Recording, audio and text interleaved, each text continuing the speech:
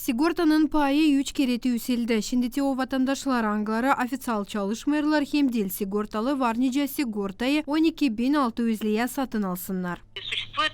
Формула. И вот эта формула... Var formula hangisi çok yılların süresinde kullanılmadı. Çıkar hani 4056 lei yapay paha hangisini yıldan kurardılar. Finans katkı formulası da kullanılmazdı. Onuştan da 12.656 lei sigortanın gerçek payı. Она не использовалась. И поэтому вот это реальная стоимость полиса, в принципе.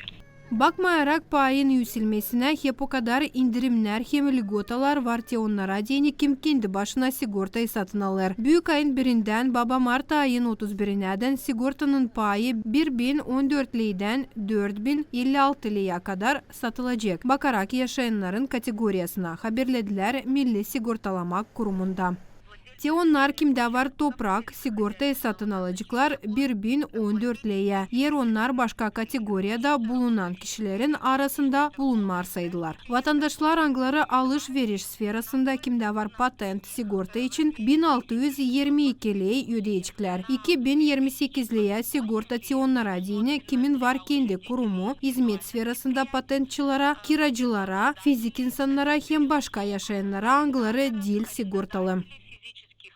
4056 lei baba Mart ayın 31'inden ödeyecekler notariusta işleyenler, dava ekspertleri, çeviriciler. Vakıdında yetiştirmeseydiler satın alma lazım olacaklar bütün parayı versinler. Bu insanların sayısı anglары lazım bu paraya sigortayı alsınlar pek az. Vatandaşların tavsiyesi sigortalı aşağı yukarı 14 kategori. Onların yerine devlet bütçetinden sigorta için ödenir.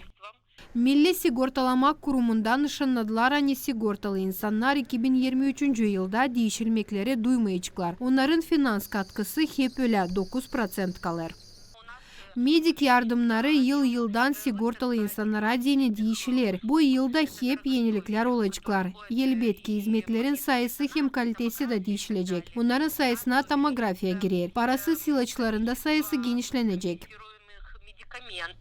Bundan gayrı Milli Sigortalamak Kurumu iş anlaşmaları bağımsız klinikalarla hem merkezlerle imzalar. Nerede sigortalı insanlar yakışacak parasız yardım kabul etsinler. 2022 yılda yaşayanların 88% sigortalandı.